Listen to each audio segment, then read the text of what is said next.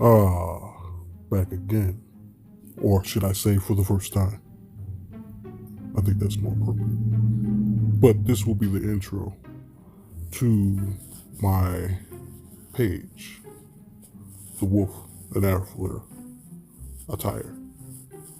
The Wolf and Alpha Attire is the other side of me. While I had to don the, I guess you can say, adornment of that of the beta, I've also had to do it for the alpha, which I am more akin to, though I am not wholly that. On this page, I will be telling mostly my story of the other side of life that many people aren't aware of, the things that I've been through, the women that I've encountered, the men that I've encountered, and all of the circumstances that led up to who I am now. So, I'll start off with a story. A story about one of my, I guess you can say, excursions in life. This story starts with me in upstate New York. I was in the military at the time. This was when the Iraqi war was popping off. So there were a lot of soldiers being deployed and a lot of soldiers left behind and such, back to maintain the post. So I was single at the time, and I ended up running across a couple of friends of mine in the barracks, with some chicks they were dealing with. So, I didn't too much date military chicks because I seen what they could do. I'll tell you another story about that later on. But I seen what they could do, so I didn't have any reservations to date them or deal with them in any capacity. Though I have plenty of stories. Plenty of stories that I might tell on this video actually. But anyways, I'm gonna tell at least one of the stories. So I ended up getting with some of my homeboys, females friends, and this one chick I remember in particular. She had her own house off post. She didn't work, but she partied. And like I said, I was young at the time. I was inexperienced to the military settings and stuff like that, and the culture outside of those settings. I was not really privy to that, being that this was my first time ever been in the military, and I had only been in probably about a year at the time. So I meet this chick, and she was very adamant on being with me sexually. But through that, we gained some sort of relationship. It wasn't necessarily a relationship where I considered her my girlfriend, but we had rapport with each other, sexual and non-sexual, of course. But things started to get a little strange. I started to notice that she became distant, as the time grew on. I'm not saying that I was really ever attracted to this woman, highly so that I would consider her for a mate, but enough, once again, for me to actually have sex with her and deal with her on a friendship basis, friend with benefits kind of thing. So I ended up, chilling out on her for a little bit. And none of my homeboys ever told me the situation because I guess they didn't know either. But maybe about a month later, I ended up coming back to her house, and there was a different car there than that's usually there, plus her car. And I was like, that's really strange. I thought she only had one car. But I ended up knocking on the door. Nobody answered. I was like, okay, cool, no problem. So I felt that she was probably done with me, and which I had no issue about, because once again, it was just a friend with benefits kind of set up.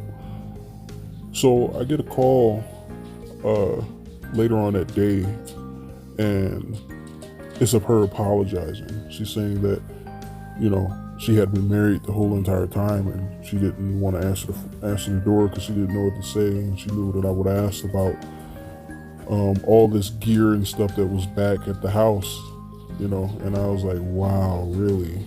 Like, you would do that not only to me but to your husband, you know?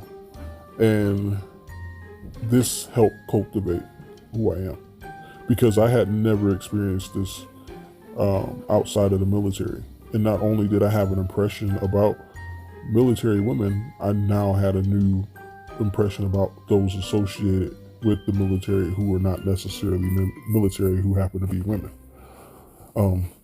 But the other story that I have to tell is a story in which I was dealing with this chick. We were just friends, and she was I don't know, she was like Asian and mixed or something like that. I don't recall. And she helped me out a lot. Like, when I got in the military, I had no car, I had no resources, nothing like that. So she helped me out with a lot of things. And through that, we became to have a decent relationship. Now, this is just a friendship-based relationship. I mean, I figured that she probably liked me a lot, but I didn't want to take it there. Because once again, I was in a foreign land. To me, anyway, that's the way it felt. So, she desperately wanted to get out of the military. And, I told her, like, look, just stick it out, make a career out of it, but make the best move out of it, not a career, but make the best moves out of it, and, go from there. You only got like a year and a half left. And she didn't want to wait for that. So, our unit was pretty close knit. I was in the military intelligence unit at the time, and it was a small unit. It's like maybe about 300 people. So we pretty much knew everybody. But it later came down the pipeline that one of the members had been accusing of raping someone, and I had later on found out that it was the rape of my friend.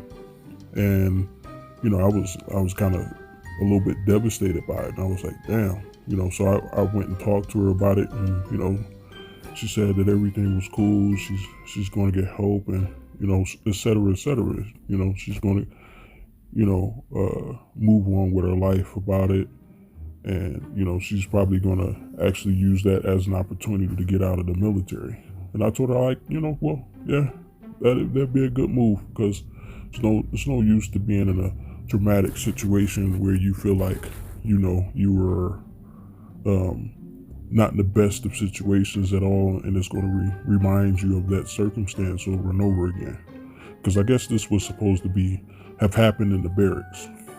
But anyway, so our relationship became distant because I wanted to give her a space, and she exited the military maybe about a month later. But before she exited, she told me that whole rape thing was nothing but a lie, and that she had ruined a man's career just so she can get out of the military. And I was devastated by that,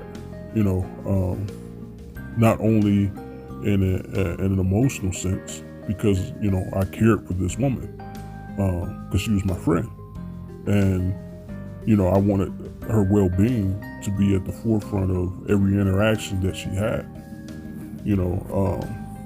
but devastated because my image of military women was destroyed. Because not only did I have an image of women growing up as being a certain way, I thought that women of the military were a higher caliber of women, but yet still, a woman is a woman is a woman. No matter what setting or circumstances she in, you can always guarantee that she will be a woman. Now, this will be dependent on through what kind of lens she's projecting that through, but you can always guarantee that it will be a light of a woman's nature that will shine through that lens ultimately.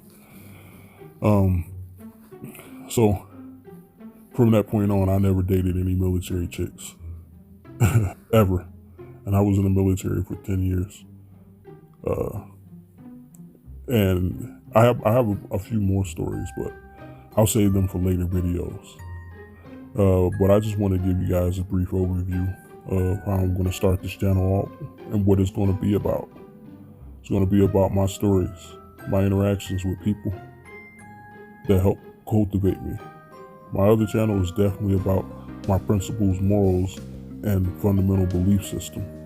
But here, I'm going to delve into more of the actuality and how these things play out. But anyway, this has been the Wolf and Alpha Attire. May you have a good day, and peace be with you.